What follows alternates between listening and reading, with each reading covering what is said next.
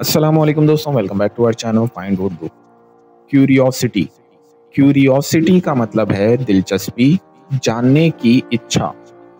Curiosity का मतलब है किसी चीज को जानने या समझने की स्ट्रॉन्ग इच्छा। ये इंसान को सीखने और एक्सप्लोर करने पर मजबूर करती है, लेकिन कभी कभी ज्यादा क्यूरियोसिटी नोजी भी लग सकती है।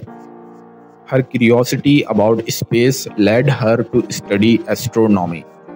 उसकी स्पेस में दिलचस्पी ने उसे एस्ट्रोनॉमी पढ़ने पर मजबूर कर दिया।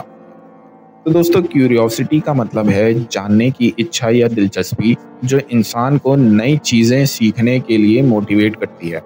उम्मीद है आपको क्यूरियोसिटी का मतलब समझ में आ गया होगा। मिलते हैं नेक्स्ट वीडियो में। शुक्रिया।